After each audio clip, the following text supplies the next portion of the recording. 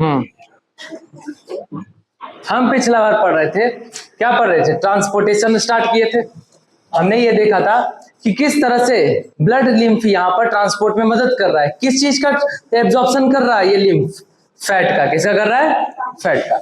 जैसे कि हमने देखा था यहाँ पर लिम्फ फ्लूइड, टिश्यू फ्लूइड के बारे में देखा था, है ना, कि लिम्फ टिश्यू फ्लूइड किस तरह से यहाँ पर काम करता है ना।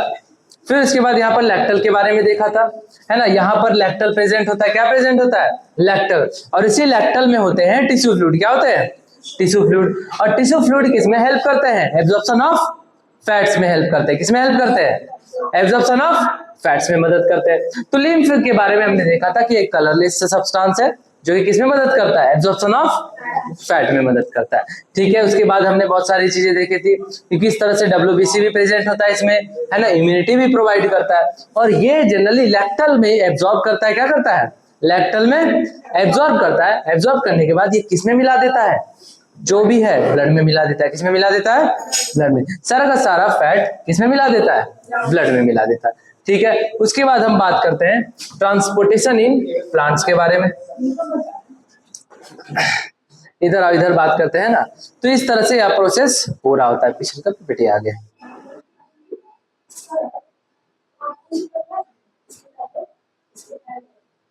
नहीं, वो आगे बताएंगे, है ना,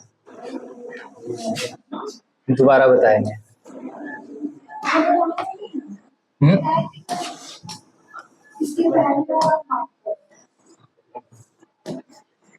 सारा चीज बता तो दिए हैं इसके पहले वाला।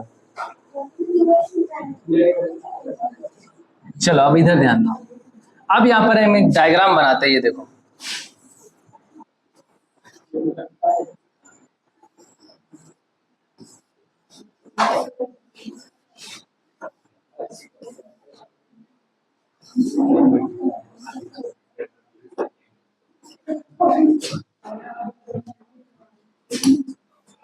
अब ये एक प्लांट है। क्या है? प्लांट है, और नीचे यहाँ पर रूट्स है। प्लांट के क्या है? यहाँ पर रूट्स है। अब रूट के ऊपर भी छोटा छोटा होता है ना, रूट के ऊपर भी होता है जिसको बोलते हैं रूट हेयर। क्या बोलते हैं? रूट हेयर बोलते हैं। क्या बोलते हैं? Root hair. ये वाला पार्ट हो गया रूट, और रूट के ऊपर होते हैं रूट हेयर। क्या होते हैं? Root hair. अब जब हम रूट हेयर को और ज्यादा जूम करेंगे तो हमें उसमें एक थिकनेस दिखेगा, है ना। जैसे हमने इस रूट हेयर को जूम किया तो हमें कुछ उसका थिकनेस दिखा। अब उस थिकनेस में बहुत सारे सेल्स होंगे। क्या प्रेजेंट होंगे? बहुत सारे सेल्स प्रेजेंट होंगे। क्या प्रेजेंट होंगे? बहुत सारे सेल्स प्रेजेंट होंगे।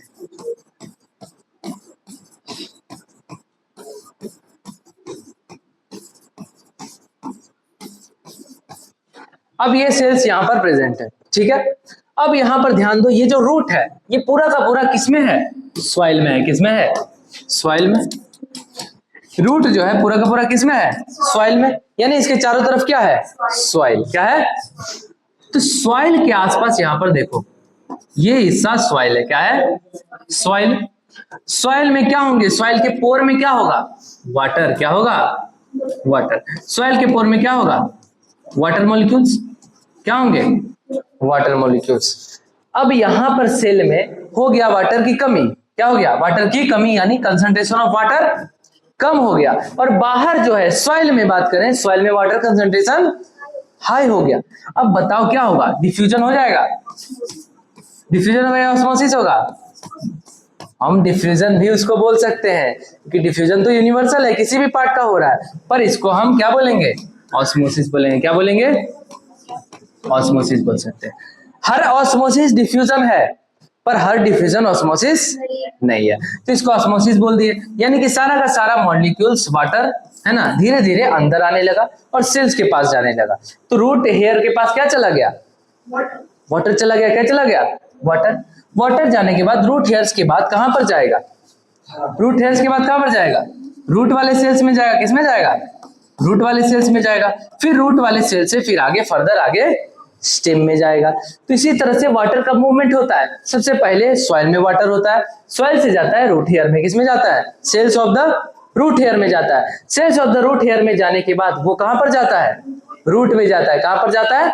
रूट में जाता है। रूट में जाने के बाद वो कहां चला जाता है? स्टेम में आगे बढ़ जाता है। तो ये प्रोसेस पूरा ट्रांसपोर्टेशन हो रहा होता है। अब यहाँ पर जब वाटर का ट्रांसपोर्ट इस तरह से हो रहा है, वाटर का ट्रांसपोर्ट जब हो रहा है तो वो किसके थ्रू होगा? With the help of xylem. किसके थ्रू होगा? अब यहां से आगे होगा जाइलम। क्या होगा?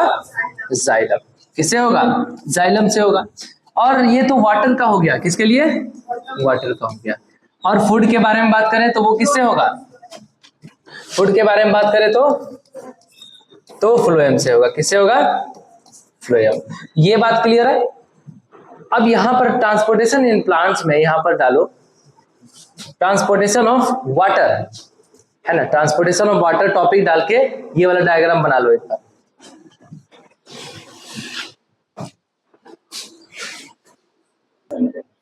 चलो अब आते हैं, हम समझते हैं आखिर पूरे प्लांट्स में इस तरह से कैसे हो रहा है। तो सिंपल सी बात है, यहां पर देखो रूट से आया, क्या आया? रूट से वाटर आया। क्या आया? वाटर। वाटर आने के बाद ये पूरा जाइलम के थ्रू पूरा ट्रांसपोर्ट होता है ना। वाटर आता है जाइलम के थ्रू पूरा ट्रांसपोर्ट होता है। अच्छा एक बात यहां पर सोच के देखो, जब वाटर यहां पर आ रहा है, जब वाटर यहां पर आ रहा है तो एक डायरेक्शन से आ रहा है, रूट से आ रहा है। कहां से आ रहा है? रूट से। हाँ, रूट हेयर से रूट में गया, रूट से फिर कहां पर गया? आगे जाइलम में गया। तो वहां से आ रहा है और वहां से आने के बाद ये पूरा एक ही डायरेक्शन में फ्लो कर रहा है ना। ऊपर गया, ऊपर मान के चलो लीफ तक पहुंचाना है, तब भी ये ऊपर ही पहुंचा रहा है ना। फिर उसके बाद आगे गया, आगे गया उसको स्टेम वाले पार्ट में आगे पहुंचाना है, तब भी वो ऊपर पहुंचा रहा है। यानी कि उसका एक ही डायरेक्शन है, उसका एक ही डायरेक्शन है। अगर जाइलम की बात करें, इसमें जाइलम नहीं दिखा रहा है ना, इसमें दोनों फ्लोएम बता रहा है। तो अगर हम जाइलम की बात करें तो इसी तरह से क्या होगा? ट्रांसपोर्ट होगा और एक ही डायरेक्शन में होगा। किधर होगा? एक ही डायरेक्शन में होगा। तो यानी हम एक चीज बात बता सकते हैं कि जाइलम जो है वो यूनी डायरेक्शनल होता है। क्या होता है? Unidirectional. मतलब वो एक ही डायरेक्शन में क्या कराएगा? फ्लो करवाएगा। किसका फ्लो करवाएगा? वाटर का फ्लो करवाएगा। किसका फ्लो करवाएगा? वाटर। और वाटर में डिसॉल्व होता है मिनरल, तो वो वाटर और मिनरल दोनों का एक साथ ही ट्रांसपोर्ट करेगा। यहां तक बात क्लियर है? अब उसके बाद इस वाले डायग्राम पर आओ। यहां पर देखो फ्लोएम के बारे में बताया है ना। यहां से लीफ ने क्या बनाया? फूड बनाया। क्या बनाया? फूड बनाया। लीफ के कौन से पार्ट में यहां पर फूड बनेगा? लीफ में साइटोप्लाज्म, क्लोरोप्लास्ट, है ना, कुछ भी नहीं बोलना है। तो लीफ में सबसे पहले लीफ में बहुत सारे सेल्स प्रेजेंट है। अब उस सेल्स में एक कुछ सेल्स होते हैं जिसके पास ज्यादा से ज्यादा नंबर ऑफ क्लोरोप्लास्ट होता है ना, जिसको हम क्या बोलते हैं? Mesophyll cells. कौन से सेल्स बोलते हैं? Mesophyll cells. अब उस सेल्स में बहुत सारे क्लोरोप्लास्ट है, बहुत सारे क्लोरोप्लास्ट है। तो क्लोरोप्लास्ट का काम क्या है? फोटोसिंथेसिस करना। क्या करना? फोटोसिंथेसिस करना। और फोटोसिंथेसिस वो करेंगे, उसमें क्लोरोफिल प्रेजेंट है। अब उसी क्लोरोफिल की मदद से फोटोसिंथेसिस प्रोसेस होता है और फोटोसिंथेसिस करने के बाद जो भी ग्लूकोज बनता है उसको आगे फिर भेज दिया जाता है यहाँ से, है ना। क्या हुआ? ग्लूकोज बना और आगे भेज दिया गया, ग्लूकोज बनाकर आगे भेज दिया गया। अब सोचो यहाँ पर लीफ से यहाँ पर ग्लूकोज आया, लीफ से यहाँ ग्लूकोज आया, उसके आगे बताते, रुक जाओ, उसके बाद पूछना, सोच के रखना। तो लीफ से यहाँ पर ग्लूकोज आया। ग्लूकोज अब देखो एक तो ऊपर भी पहुंचा सकता है। क्या ऊपर वाले पार्ट को ग्लूकोज नहीं चाहिए? बिल्कुल चाहिए। क्या नीचे वाले पार्ट को नहीं चाहिए? नीचे वाले पार्ट को भी चाहिए। तो देखो यहां से ऊपर भी जा रहा है और नीचे भी जा रहा है। तो इसको हम बोल सकते हैं क्या? क्या बाई डायरेक्शनल है। कैसा है? बाई डायरेक्शनल है। ये कैसा है? बाई डायरेक्शनल है। बाई डायरेक्शनल मतलब ऊपर भी और नीचे भी। तो बाई डायरेक्शनल। सिर्फ ऊपर नीचे की बात कर रहे हैं, दाएं बाएं की बात नहीं कर रहे हैं ना। दाएं बाएं तो बहुत सारा डायरेक्शन हो जाएगा, कभी इधर जा रहा है कभी इधर जा रहा है। सिर्फ ऊपर नीचे की बात कर रहे हैं। ऊपर नीचे में जाइलम होता है यूनी डायरेक्शनल और फ्लोएम होता है बाई डायरेक्शनल। यहां तक बात क्लियर है? यहां तक क्लियर होने के बाद हम दोबारा अच्छे से आते हैं यहाँ पर जाइलम के बारे में, है ना। हम वाटर मूवमेंट के बारे में आते हैं ना, कि वाटर मूवमेंट आखिर कैसे होगा। तो उसके लिए एक वर्ड दिया जाता है, एक यहाँ पर टर्म दिया जाता है, एसिड ऑफ सैप। क्या दिया जाता है?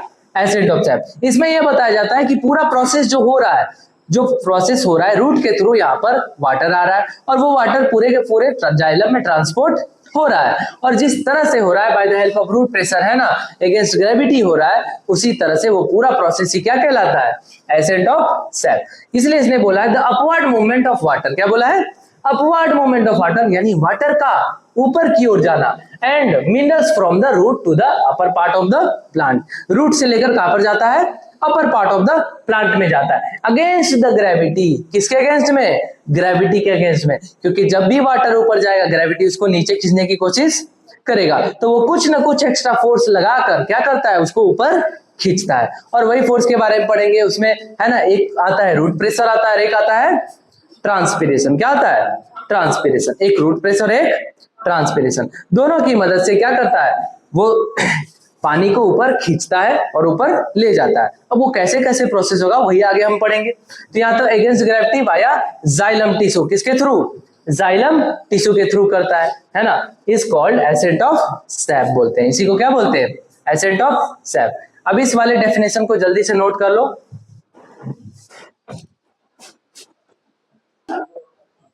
चलो, एसेंट ऑफ सैप हमने समझ लिया है ना, सिंपल सी बात है, जब जाइलम टिश्यू के थ्रू वाटर का मूवमेंट हो रहा है from root to upper part of the plant, उसी प्रोसेस को क्या बोल रहे हैं, एसेंट ऑफ सैप बोल रहे हैं। अब जब एसेंट ऑफ सैप समझ लिए तो अब हम पढ़ लेते हैं जाइलम के बारे में कि आखिर जाइलम किन किन चीजों से बना हुआ है। तो जाइलम मेनली 4 कंपोनेंट से बना हुआ है। किन कौन कौन से कंपोनेंट, सबसे पहला आता है ट्रैकिड्स, कौन आता है, ट्रैकिड, दूसरा आता है वेसल्स, तीसरा आता है जाइलम फाइबर और चौथा आता है जाइलम पैरेन्काइमा। तो ये 4 पार्ट से मिलकर बना हुआ है।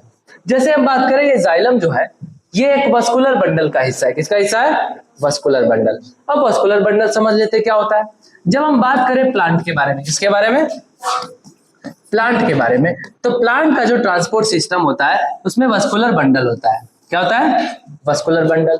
अब इस वस्कुलर बंडल में कुछ सेल्स तो यहाँ पर जुड़ जुड़ के पूरा का पूरा जाइलम बनाते हैं। क्या बनाते हैं, जाइलम बनाते हैं। जैसे इन सेल्स ने क्या बना दिया, जाइलम बना दिया। क्या बना दिया, जाइलम। अब बोला कि कुछ सेल्स ने मिलकर क्या बना दिया, फ्लोएम बना दिया। क्या बना दिया, फ्लोएम। कुछ सेल्स ने मिलकर क्या बना दिया, फ्लोएम बना दिया।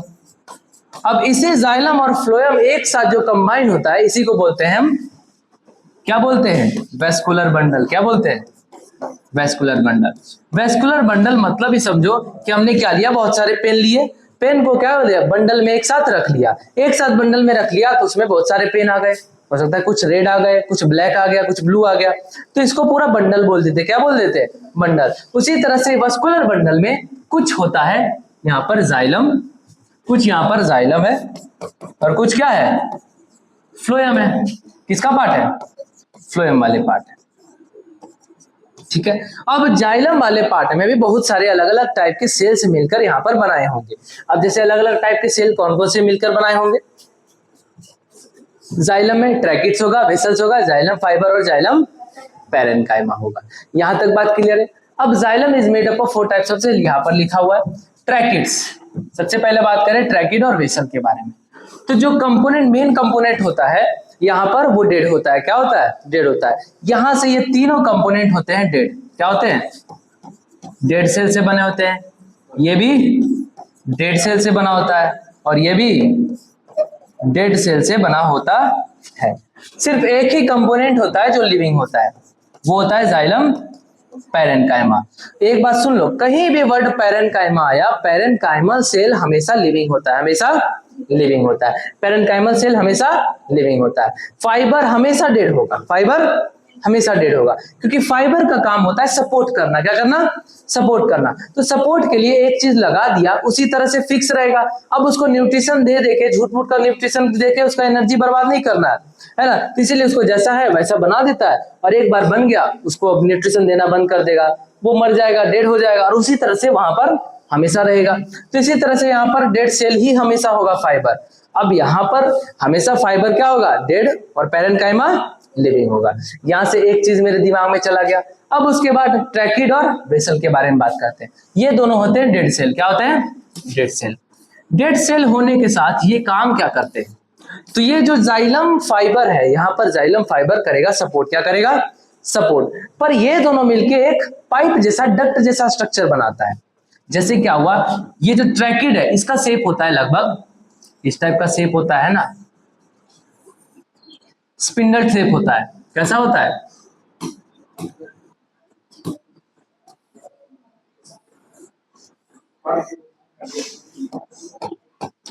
ट्रैकिड की बात करें तो इसका स्पिंडल शेप होता है। कैसा होता है? स्पिंडल शेप होता है। और ये जो सेल होता है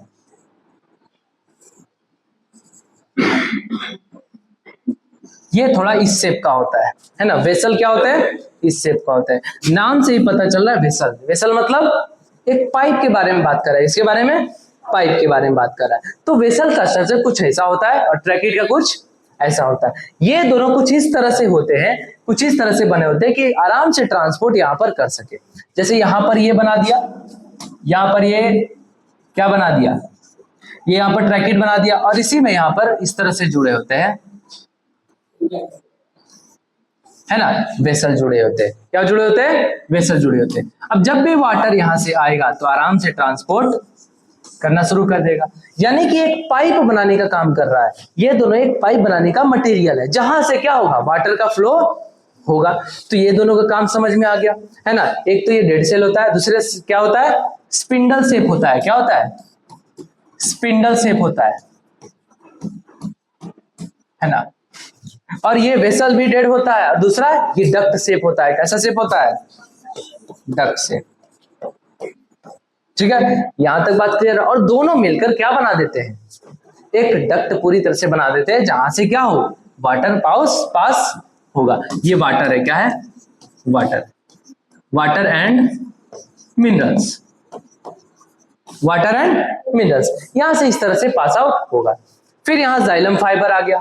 अब ये जो स्ट्रक्चर है, ये स्ट्रक्चर टूट नहीं जाए, इसके लिए क्या होता है, जाइलम फाइबर होता है। ये स्ट्रक्चर जो है टूट ना जाए, इसके लिए क्या होता है, जाइलम फाइबर होता है। इसको चारों तरफ से क्या करता है, सपोर्ट देने का काम करता है। क्या करता है? सपोर्ट देने का काम करता है। यानी कि ये डक्ट जो है उसी तरह से रहे, इसके लिए सपोर्ट देने का काम कौन करेगा, जाइलम फाइबर करेगा। कौन करेगा? जाइलम फाइबर करेगा। ठीक है, यहां तक बात क्लियर है। और फिर बताएंगे आगे। सबसे पहले ये समझ लो कि एक डक्ट की तरह है बस। अभी यहाँ पर ट्रांसपोर्ट कराने का काम इसका नहीं है, ये एक डक्ट की तरह है बस, है ना। हमने पाइप लिया, नल में लगाया, इधर से पानी आ रहा है, नल खोला, तो उसी पाइप की तरह है बस। ये स्ट्रक्चर बस पाइप की तरह है। अब कैसे ट्रांसपोर्ट होगा वो हम आगे बात करेंगे। तो ठीक है, इस तरह से यहाँ पर सेल्स है। अब कुछ सेल होगा जाइलम पैरेन्काइमा। क्या होगा? कुछ सेल यहाँ पर होगा जाइलम पैरेन्काइमल सेल, है ना। अब जाइलम पैरेन्काइमल सेल का काम होता है कुछ स्टोर करना। क्या करना? चूंकि ये लिविंग है तो कुछ ऐसा काम करेगा जो डेड सेल नहीं कर पाता है, जैसे स्टोर करना, ये सब काम कर पाएगा। तो स्टोर करने का काम, कभी कुछ स्टोर हुआ, है ना, कभी कुछ डिफ्यूजन करना हुआ, तो ये काम कौन करेगा, ये करेगा। मान लो वाटर कंसंट्रेशन इधर से उधर कम करना हुआ, कभी वाटर कंसंट्रेशन बनाना हुआ, है ना, यहाँ ज्यादा है यहाँ कम है, उस तरह का अगर फीचर करना हुआ तो वो कौन करेगा, जाइलम पैरेन्काइमा करेगा। इसीलिए ये लिविंग होता है। क्या होता है? लिविंग होता है। यहां तक बात क्लियर है। तो इस तरह का यहाँ पर एक स्ट्रक्चर होता है। तो सबसे पहले इसका पार्टीशन कर लो, यहाँ पर ये पार्टीशन ये बना लो। उसके बाद नीचे ये वाला डायग्राम बना लेना, है ना, ये वाला डायग्राम, जिसमें पार्टीशन कर देंगे हम कि बाहर है येलो वाला पार्ट जाइलम फाइबर, ये वाला पार्ट क्या है,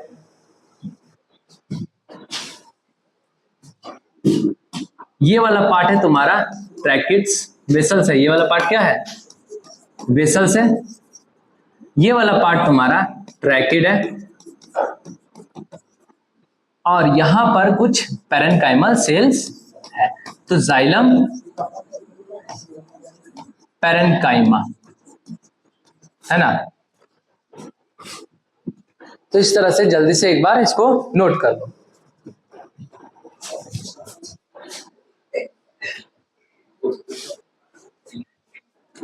चलो, तो हमने समझ लिया जाइलम के बारे में अच्छे से, कैसे tracheid, vessels, xylem fibre, xylem parenchyma किस तरह से वर्क करता है।